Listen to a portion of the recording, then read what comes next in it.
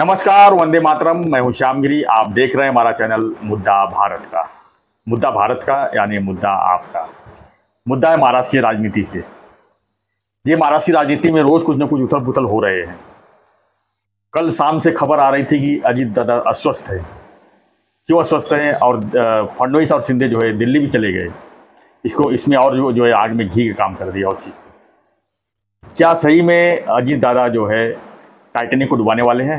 यानी जो 3 इंजन की टाइटैनिक बनी हुई है महाराष्ट्र की, क्या अजीत दादा उसमें अस्वस्थ होकर कुछ गड़बड़ कर रहे हैं? इसी पर हम चर्चा कर रहे हैं हमारे सहयोगी अनिल थत्ते जी से, और जानेंगे कि महाराष्ट्र की राजनीति में ट्रिपल इंजन सरकार में आखिर में क्या चल रहा है। सर, क्या कहेंगे इसमें? बैकग्राउंड में क्या हो रहा है सर? सामने तो कुछ दिख नहीं रहा है। सब बोल रहे हैं कि दिल्ली गए थे, वो पहले से प्लानिंग था, अजीत दादा बीमार है। गणेश उत्सव में भी वर्षा बंगले पर यानी मुख्यमंत्री बंगले पर अजीत दादा नहीं आए। इसको लेकर भी काफ़ी चर्चाएं हैं। आप क्या मानते हैं? उसके बारे में कल हम कुछ बोले नहीं। पहले मैं आजकल क्या है ना, लोग बोलते हैं कि आप डिबेट करते हैं। आप ये बोलते हैं हमारे सहयोगी अनिल थत्ते जी से जान देंगे जी। तो अभी आज मेरे को एक ने मैसेज भेजा है कि आप आजकल जानने का काम जो है वो आप ज़्यादा करते हैं। और श्यामगिरी नहीं, उसने जो लिखा है मैं बोल रहा हूँ। उन्होंने लिखा है कि स्टडी आपका जो कहना बोलना रहता है वो ज़्यादा करके इमोशनल एंगल से होता है या तो प्रोफेशनल होता है, वो भी बोले उसने। मगर उन्होंने लिखा है कि गिरी साहब का जो है, मैं देख रहा हूँ कि वो सुबह पेपर पढ़ के, टीवी देख के, वीडियो देख के आते हैं। इसके लिए जानकारी मतलब बेसिक नॉलेज जो है उस चीज़ का या इशू का, वो उनके पास रहता है जो मीडिया में रिफ्लेक्ट है। और आपके पास ऐसी जानकारी रहती है जो ऑफ द रिकॉर्ड रहती है, गोप्य स्फोट रहता है। मगर आपका इमोशनल प्रोफेशनल बहाव ज़्यादा रहता है। तो आपने अभी जो नया चलन शुरू किया है कि भाई आप पहले गिरी साहब को बोलने देते हैं, उनकी बात सुनते हैं, फिर आपको अगर नहीं पसंद आए तो आप बोल भी देते हैं, फिर वो भी प्रतिवाद करते हैं, युक्तिवाद करते हैं। तो हमको ये डिबेट बहुत पसंद आ रहा है, तो आप डिबेट ही कीजिए। तो गिरी साहब को बोलो कि थत्ते साहब से जान लेंगे, ये शब्द आप छोड़ दो। अब हम इसके ऊपर डिस्कस करेंगे। तो डिस्कस कर लेते हैं। जी। तो सर मुझे ये बताओ कि आपको क्या लगता है कि सच में तुम्हारे अजीत दादा जो है वो नाराज है, कुछ ऐसी भूमिका में जा रहे हैं कि हमारे इसमें हमने थंबनेल में लिखा है कि क्या ये अजीत दादा कोई एक हिमनगर बन गए हैं जिसके ऊपर ये शिंदे फडणवीस की टाइटैनिक जाके टकराएगी और गिरेगी या डूब जाएगी। तो आपका रीडिंग क्या है? क्योंकि आपका रीडिंग जो है ना, आप मीडिया स्टडी बहुत करते हैं, जिसके लिए मैं आपसे पूछता हूँ। सर, ऐसा है कि अजीत दादा जब एनडीए में आ रहे थे, उसके पहले अगर 1 महीने का आप वीडियो देखेंगे, हर जगह चैनल भी देखेंगे, तो उसमें बार बार यही हो रहा था कि अजीत दादा जो है मोबाइल स्विच ऑफ है, अजीत दादा बीमार हैं, अजीत दादा सामने नहीं आ रहे हैं, अजीत दादा ये कर रहे हैं, अजीत दादा वो कर रहे हैं। आपने देखा होगा। फिर अचानक क्या हुआ, अजीत दादा ने मीटिंग बुलाई मुंबई में और देखा तो राज्यपाल के यहाँ जो शपथ विधि कर रहे हैं। तो अजीत दादा का अस्वस्थ होना कई चीज़ मायने रखती है। और जो पवार साहब के जैसे है, जो बोलते नहीं हैं वो ही करते हैं, मतलब वो करके मतलब बोल के नहीं करते हैं। अजीत दादा का भी स्टाइल हो गया है पवार साहब का कि वही हिसाब किताब चल रहा है कि डायरेक्ट जो है कर देते हैं। 2019 में भी देखा होगा आपने। अचानक देखा तो सुबह सुबह उठ के देख रहे हैं तो फडणवीस साहब और अजीत दादा जो है शपथ ग्रहण कर रहे हैं। लेकिन बैकग्राउंड में क्या क्या हुआ वो सब अभी सामने आ रहा है। आज भी मैंने फडणवीस साहब का एक लाइव डिबेट देख रहा था, लाइव शो देख रहा था आज तक पे। उन्होंने साफ साफ कह रहे थे कि पवार साहब और मैंने यानी बीजेपी ने मिल के पूरी प्लानिंग कर लिए थे, कौन पालक मंत्री होगा, कौन मंत्री बनेगा, कौन क्या होगा, एवरीथिंग इज फाइनल हो गई थी 2019 में। और यहाँ तक भी ये भी कहा कि उन्होंने कि राष्ट्रपति शासन भी पवार साहब का ही निर्णय था कि आप पहले राष्ट्रपति शासन लगवाइए, और राष्ट्रपति शासन लगाने से पहले हर पार्टियों को जो है राज्यपाल एक लेटर भेजता है कि क्या आप सरकार बनाने आ रहे हो, क्या आप सरकार बनाने आ रहे हो, क्या आप सरकार। जब कोई सरकार बनाने की तरफ नहीं जाता है तब जो है राज्यपाल जो है राष्ट्रपति की तरफ देखता है और राष्ट्रपति राजवट लगती है। और वही हुआ। उन्होंने आज जो बातें कही है हालांकि प्रोग्राम आज का था, लेकिन उनका जो शो था वो 2019 का दिख रहा था। उन्होंने साफ साफ कहा कि पवार साहब की पुराना शो आज फिर से नहीं मगर जो था वो बातें जो कर रहे थे, कह रहे थे कि पवार साहब पूरी तरह से तैयार हो गए थे। जैसे कि अब कह रहे हैं ना पवार साहब कि हम बीजेपी में कभी आना नहीं चाहते थे, हम बीजेपी में कभी नहीं जाएंगे। पवार साहब ने ही पूरा प्लानिंग कर लिया था कि तीन सरकार मिलकर हम सत्ता में नहीं आएंगे, अगर बीजेपी हमको साथ में लेती है तो हम जो है सरकार बनाने तैयार है, और बीजेपी भी तैयार हो गई थी। उसका ये परिणाम था। उसके बाद पवार साहब ने ये कुछ पता नहीं क्या हुआ, हो सकता है जो आप बोलते हैं सुप्रिया ताई ने उसमें विरोध किया तो उन्होंने यू टर्न ले लिया। तो अजीत पवार ने कहा कि जब बातें इतनी बढ़ गई है और आप अब यू टर्न ले रहे हो तो इसमें दम नहीं लग रहा है, हम किसको क्या जवाब देंगे, इसलिए आप यू टर्न ले लो, मैं यू टर्न नहीं लूँगा। और उन्होंने जो है जो 2019 में जो सुबह की सरकार देखा आपने वो बताया उन्होंने वो चीज़। तो अजीत दादा का जो अचानक जो कुछ निर्णय होता है, मगर बाद में अजीत दादा ने सरकार से इस्तीफा दे के फिर शरद पवार के साथ चले गए, तो उनकी मजबूरी थी, क्योंकि जो उनके साथ में थे लोग वो सब शरद पवार की तरफ भाग गए। कहाँ उनके साथ में कोई टिका। अगर अजीत दादा का पवार साहब के साथ गए हुए 40 लोग अभी इनके साथ आ गए, ये बीच में चमत्कार कैसा हुआ? चमत्कार उन्होंने धीरे धीरे मैंने किया रहेगा की काय आहे इकडे पवार साहेब काय पण करतील, सुप्रिया ताईला फक्त बघतात, बाकी लोकांना काय आहे, आणि सत्ताच्या बाहेर गेलं तर काय होणार आपली, नंतर आपण जेलमध्ये जाणार, ईडी येणार, हे येणार ते, तो सब चीज़ें हो रहा होगा सर, उसी मजबूरी होगी। और दूसरी बात, सत्ता में कौन नहीं आना चाहेगा सर? आप बताइए, आपके पास 2 सीट रहेगी तो भी आप सोचेंगे कोई तो मेरे को ले ले, है कि नहीं बताइए? आपको अगर मजबूत बनना है आपको सत्ता में आना ही पड़ेगा ना, भले आपके 4 सीट हो, 6 सीट हो, 10 सीट हो, 20 सीट हो, आप बार्गेनिंग तो करेंगे ना सर। आप सत्ता में आएंगे तो ही कुछ कर सकते हैं। विरोधी पक्ष में बैठ के आप क्या कर लेंगे बताइए? आप सिर्फ विधायक बन के रहेंगे या नेता बन के रहेंगे? सर आपका ये जो समीकरण है कि विरोधी पक्ष में बैठ के क्या करेंगे जी, तो बीजेपी तो 60 साल तक विरोधी पक्ष में रही जी, सभी पार्टियां कांग्रेस छोड़ के, तो उन्होंने क्या किया? दूसरा कर क्या सकते सर? क्या कर सकते थे? मतलब उन्होंने देखिए 1999 जो सरकार बनी बीजेपी की, आपने देखा होगा एनडीए की सरकार बनी जो 32 या 38 पार्टी सरकार थी। तो आपने देखा होगा वाजपेयी जी को सब मानने वाले लोग थे, वाजपेयी जी के साथ में वो लोग ने मिल के सब सरकार बनाई।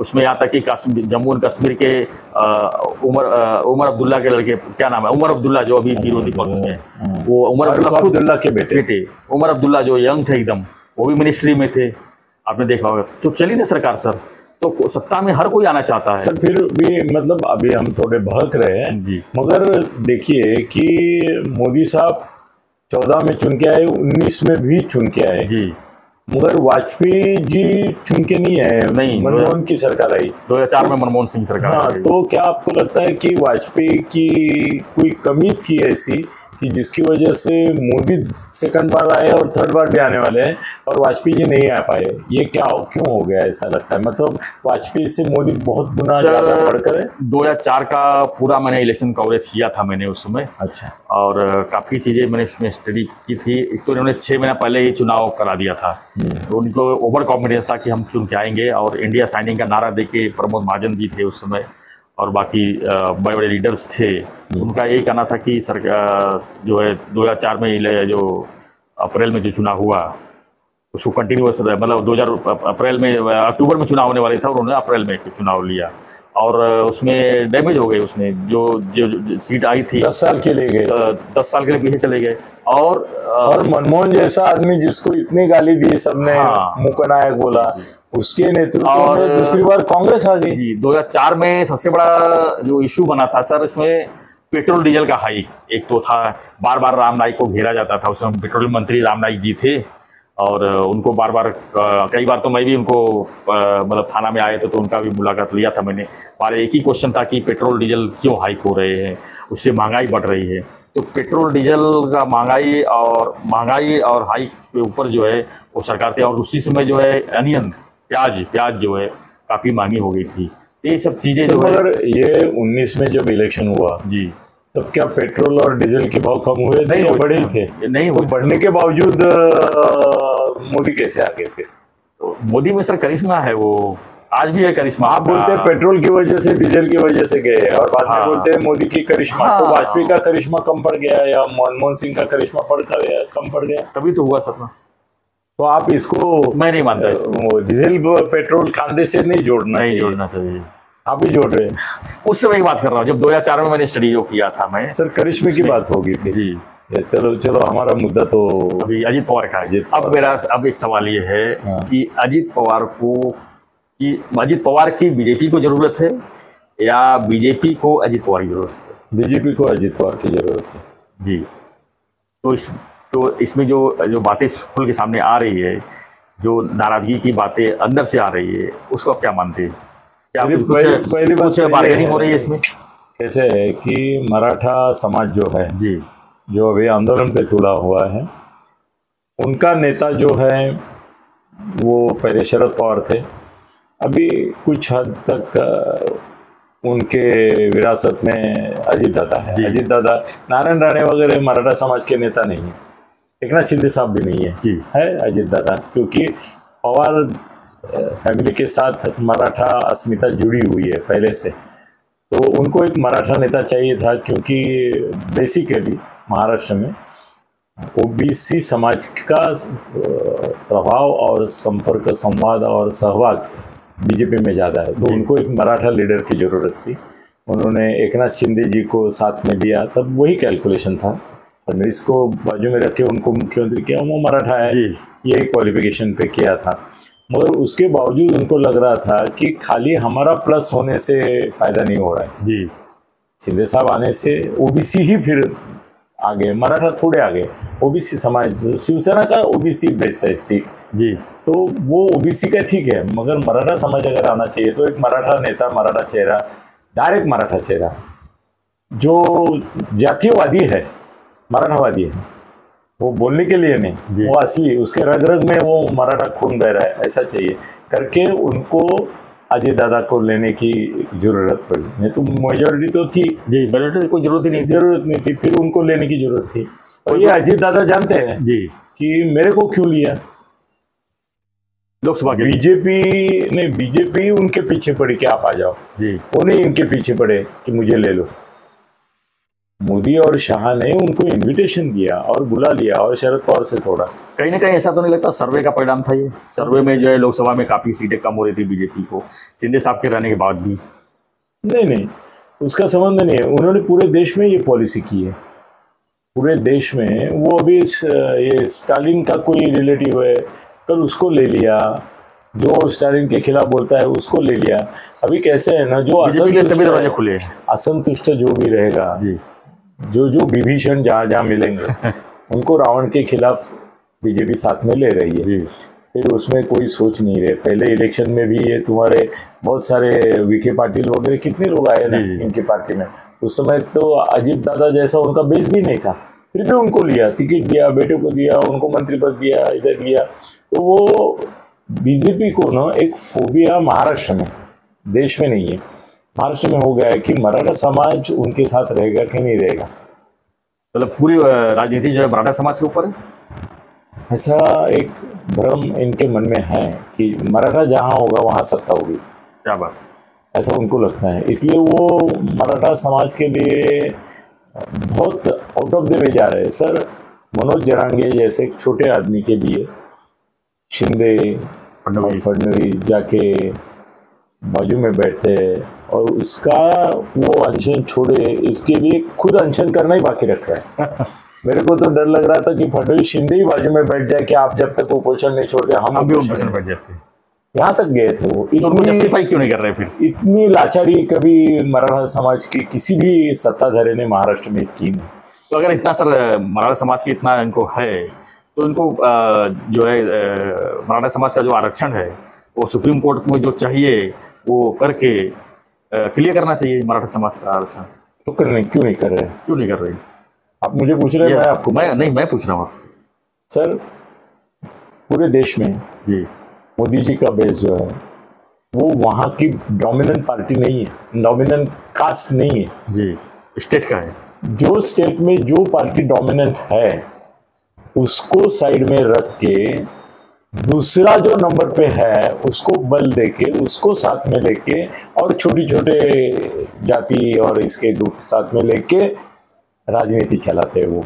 इसलिए वो पंतप्रधान पद पे मोदी है, वो मोदी है करके भी है, मगर वो ओबीसी है करके भी है। इनको ऐसा करना चाहिए, जैसे जाति जनगणना हर स्टेट में कर देना चाहिए। अभी बिहार में जैसे किया, वैसे महाराष्ट्र में भी जाति जनगणना कर लेना चाहिए। करेंगे तो मरेंगे, करके देखना चाहिए ना सर। मरेंगे सर। आज मराठा समाज का जो दावा है जी कि हम इतने परसेंट है, उतने परसेंट है, उसकी धज्जियां उड़ जाएंगी। करना चाहिए ना सर। क्यों? क्लियर तो हो जाए मामला, पाइप पे ऊपर पत्थर, मामला क्लियर तो होगा, मामला क्लियर होगा जी। मगर उसका परिणाम किसके ऊपर होगा? बीजेपी के ऊपर सर। बीजेपी की धज्जियां उड़ जाएगी जिस दिन ये जाति न्याय गणना आएगी। कि मोदी को लगता नहीं है क्या कि जाति न्याय गणना बिहार में की तो मैं मुश्किल में फंस गया? वो क्यों विरोध कर रहे हैं? वो क्यों बोल रहे हैं कि जातिगत गणना से आपस में मारामारियां बढ़ेगी, आपस में शत्रुभाव बढ़ेगा, एक ऐसी स्पर्धा चालू हो जाएगी कि जिसकी वजह से समाज में दूरी बन जाएगी, गृह युद्ध चालू होगा, यहाँ तक बोले हैं। तो जाति निहाय गणना की वजह से अभी जो 1931 की जो जनगणना है उसके आधार पर सब चल रहा है। इसलिए ओबीसी की संख्या इतनी है, मराठा की इतनी है, इसकी इतनी है, उसकी इतनी है। ये काल्पनिक भ्रम है। वो भ्रम के ऊपर ये जी रहे हैं। 100 साल पहले का जो जनगणना है उसके ऊपर चल रही है। वो भ्रम में लोगों को भी रख रहे हैं और खुद भी जी रहे हैं। उनको मालूम है सर। बीच में एक हुआ है, इसके पहले कांग्रेस के जमाने में जाति न्याय जनगणना हुई है जी, और उसका जो रिजल्ट है वो इनकी हिम्मत नहीं हो रही है जाहिर करने की। कांग्रेस की नहीं हुई ना, बाकी छोड़, कांग्रेस ने की, उनके हाथ में था, उनके समय हुआ था ना जातीय न्याय जनगणना जो बता रहे हो कि नहीं की। क्यों नहीं की? कि उनको मालूम था कि जो भ्रम हमने देश में फैला के रखा है, ये जाति है, ये जाति है, कैसा है ना कि वो वरिष्ठ जाति वाले जो है वो भले 30% हो, अभी तो हालत ऐसी कि 60% तक तो दूसरे जाति वाले हैं, और ये जो जिनके हाथ में सत्ता की डोर है, जिनके हाथ में प्रशासन की डोर है, वो 30% भी नहीं है जी। जैसे ही ये बात खुल जाएगी कि अरे ये 30% लोग 70% लोगों पे ऊपर राज कर रहे हैं, तो वो 30% जो है वो एक साथ आके जो भी पार्टी ये खुला करेगी राज, उनके खिलाफ जाएगी। इसलिए कांग्रेस डरी थी, उन्होंने भी नहीं किया। और कांग्रेस डर रही है, बीजेपी डर रही है, तो डर कौन नहीं रहा है फिर? सब डर रहे। नीतीश कुमार नहीं डरा, बस खाली नीतीश कुमार नहीं डरा, क्योंकि उसका उसमें फायदा था।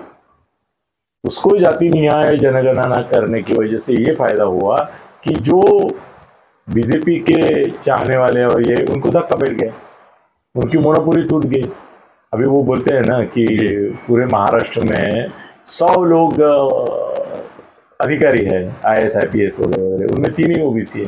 मुद्दा निकला है ना अभी सर। वो तो निकल आएगा कि 100 है उसमें से 90 ओबीसी होने चाहिए।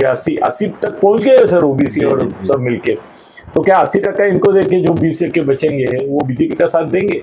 वो बोलेंगे तुमने तो हमसे बेईमानी की, ये क्या जरूरत थी तुमको राज खोलने की, राज को राज रहने दो। हाँ, वो राज जो है ना, इसके लिए सर देखो मोदी ने अभी बोला है कि भारत को गृह युद्ध से अगर बचाना है तो जाति न्याय जनगणना होनी ही नहीं चाहिए। वो अड़े हुए हैं उसके ऊपर, है कि नहीं? तो क्यों अड़े हुए? मोदी जैसा बुद्धिमान आदमी, मोदी जैसा सर, उनके जैसा तो अभी दुनिया में नहीं है कोई। बाइडन भी मूर्ख लगते हैं अभी आज। अभी तो नंबर 1 पे है टीआरपी में मोदी जी पूरे वर्ल्ड में। टीआरपी छोड़ो सर, सच क्या है जी, मोदी जैसा बुद्धिमान आदमी नहीं है, कुशल राजनीतिज्ञ नहीं है। वो अगर जनगणना को विरोध करते हैं तो वो जनगणना को विरोध तात्विक तौर पे नहीं करते, उनकी पार्टी के हित में करते हैं, है कि नहीं? तो कुल मिला के सर क्या कहेंगे आप अजीत पवार के ऊपर, क्या कहेंगे, क्या सलाह देंगे अजीत पवार को? अजीत दादा चाचा की नहीं सुनते जी, अपने कार्यकर्ताओं की नहीं सुनते, भुजबल को भी डांटते हैं कि तुम झूठ मूठ की आंकड़ेवारी मत दो। तो अजीत दादा किसी की मानते नहीं है, तो हमारा सलाह देना कोई मतलब नहीं। मगर उनके हित में क्या होगा वो हम बोल सकते हैं, भले वो सुने न सुने। उनको अभी सर कहते हैं ना कि जब सिंहगढ़ पहले कोंडाना था तब वो लड़ाई जब चल रही थी तो तानाजी के हुतात्मे के बाद लोग भागने लगे, मराठा सैन्य दल वो भागने लगा। तो उस समय शेलर मामा करके एक बूढ़े जवान थे, शिलेदार थे, तानाजी के रिश्तेदार थे। उन्होंने बोला अपने सैन्य को, जो भाग रहे थे, अरे वेड्यांनो, माघारी कुठे पळून जाणार? किल्ल्यावरून खाली उड्या टाकून मरणार की लढून मरणार? याचं कारण वापसीचे दोर मी केव्हाच कापून टाकलेत. अभी तुमको लढना और मरना या जीतना है. या तो मरो या तो मारो बस. सर उसने सच में क्या है, ये इससे चढ़ के आए थे, तो वो जो भागने वाले सैनिक थे उनको लगा कि अभी दोरी से हम करके नीचे भाग जाएंगे, तानाजी गिर गए. नीचे जाने की दौर मैंने काट दी है, मुझे मालूम था अगर ऐसा कुछ हुआ तो आप भाग जाएंगे, लड़ो या मरो. वही अजीत दवार के साथ और जीत गए. जब ऐसी नौबत आती है तो जीत जाते. तो सर अभी अजीत दादा के लिए भी लड़ो या मरो जी ऐसी चीज है. वो अभी शिव से इसमें जा नहीं सकते शरद पवार के साथ. अभी शरद पवार साथ जाएंगे ना तो उनकी जो हालत बुरी होगी. पब्लिक में तो वो मतलब खत्म ही, जीरो, हीरो है तो जीरो. मगर राजनीति में भी वो बोलेंगे कि ये कैसा डरपोक आदमी है, लास्ट टाइम भी सब होने के बावजूद भाग गया था, ये दूसरी बार तो उसका नाम ही बदल देंगे, भागूभाई बोलेंगे उसको. भागूभाई मतलब जो बात की है वो भागूभाई या भागोबा ऐसा बोलेंगे. तो उनके लिए कोई चारा नहीं है, उनको अभी इन दोनों के साथ ही रहना है. एक लास्ट क्वेश्चन आपसे पूछता हूँ, खत्म करते हैं. ऐसी खबरें आती है कि हमेशा की शिंदे साहब का और अजीत पवार का जो है पट नहीं रहा है. उल्टा है, शिंदे साहब का और फडणवीस का जम रहा है. हाँ. और फडणवीस, शिंदे और अजीत दादा का जम रहा है. अजीत दादा और फडणवीस का नहीं जम रहा है. इसका पुरावा ये है, अभी पालक मंत्री की याद दी जाएगी सर. इसमें ऐसा है कि शिंदे साहब बोल रहे थे कि पूना जो है उसमें अगर शरद पवार को टक्कर देनी है, सुप्रिया सुले को टक्कर देनी है, और पूना में राष्ट्रवादी का बेस है जी. राष्ट्रवादी सिर्फ पूना जिले तक ही सीमित है, बाकी जगह तो काल्पनिक है जी. तो उनको अगर खत्म करना है तो लोहा लोहे को काटता है, जहर जहर को काटता है. वैसे अजीत पवार को अगर पूना का पालक मंत्री हम बनाते हैं तो वो अच्छी तरह से टक्कर देंगे. ये शिंदे साहब का ओपिनियन था, मुझे मालूम है. मगर फडणवीस को दबाव था. क्या है ना, चंद्रकांत पाटिल जो है, चंद्रकांत दादा पाटिल बीजेपी के मंत्री, वो हट्टी है, बच्चे जैसे हट्टी है. ऐसा खिलौने के लिए रोते हैं ना, वैसे वो रोएगा, बोलेगा मैं पूना का मंत्री होना चाहिए, ये होना चाहिए, वो होना चाहिए, नहीं पूना का ये हूँ वो. पूना में वो तो जाके खड़े हो ना, कोल्हापुर में रहते हैं, पूना में खड़े हो गए. तो उनको लगता है कि ये पूना मेरे साथ होना चाहिए. उल्टा हो गया. यानी उल्टा नहीं हुआ, सही हुआ. और शिंदे साहब बोलते थे चंद्रकांत दादा पाटिल ऐसा आदमी है का कि जो शरद पवार से टक्कर देगा, सुप्रिया से टक्कर देगा, ऐसा है क्या? तो सर सुप्रिया की बेटी से भी टक्कर नहीं देगा, इतना छोटा है, इतना वीक है चंद्रकांत दादा पाटिल. तो वो क्या टक्कर? सर टक्कर के लिए अमिताभ बच्चन के सामने गब्बर सिंह और गब्बर सिंह के सामने अमिताभ बच्चन होना चाहिए. वो अगर गब्बर सिंह है तो ये अमिताभ बच्चन है. तो अमिताभ बच्चन को पालक मंत्री पद देना जरूरी थी. अभी उनको देखो, सोलापुर और अमरावती चंद्रकांत दादा पाटिल को दे दिया. मतलब बच्चे को एक खुरखुरे से नाही चल रहे थे, एक लॉलीपॉप दे दिया. अरे बाकीचे एका जिल्ह्याचे झाले, तू 2 जिल्ह्याचा झाला. और वो उतने पोरकट है, वो इतने चाइल्डिश है, वो इतने अपरिपक्व है कि बोलेंगे मला 2 मिळाली, ऐसा करेंगे. पुणे नहीं मिळालं तर काय बिघडलं, मला 2 मिळाली, ऐसा कर सकते वो, इतनी उनकी हैसियत है. तो बहुत अच्छा हुआ. और रायगढ़ और सातारा बाकी है अभी जी, क्योंकि रायगढ़ में सुनीति तटकरे और भरत गोगावले जो अभी मंत्री नहीं हुआ है, उसका प्रॉब्लम ये है कि वो मंत्री नहीं हुआ है, और कब मंत्री हुआ उसका भरोसा नहीं. अभी पालक मंत्री आज हुए हैं. मेरा तो अंदाजा है कि लोकसभा विधानसभा चुनाव होने तक मंत्रिमंडल विस्तार नहीं होगा. सर जैसे मेरी बात सुन लो आज और सेव करके रखो. जैसे ही मंत्रिमंडल का विस्तार होगा, शिंदे गढ़ से कम 5 से 7 लोग छूटेंगे और उसका साइकोलॉजिकल असर बहुत बुरा होगा, बहुत बुरा होगा. अजीत पवार के भी छूट सकते हैं 2-4. तो इसके लिए मंत्री पद नहीं देना वो अच्छा है. सर वो हिसाब नीति में या पंचतंत्र में एक कहानी है कि बैल का वृषण लोमता रहता है और उसके पीछे कोला जाता रहता है. तो ये सब कोलों को जाने तो लोग ने दो, क्या बोलूँगा. Thank you sir. तो हमारा चर्चा काफ़ी लंबी थी अजीत पवार के ऊपर, और फतेह साहब ने पूरा विस्तार से बताया, पालक मंत्री से लेके और पूरी राजनीति के ऊपर। तो आप क्या मानते हैं अजीत पवार के बारे में, हमें जरूर अपने कमेंट बॉक्स में लिखिए और बने रहिए हमारे साथ, देखते रहिए हमारा चैनल मुद्दा भारत। धन्यवाद। जय हिंद, जय भारत।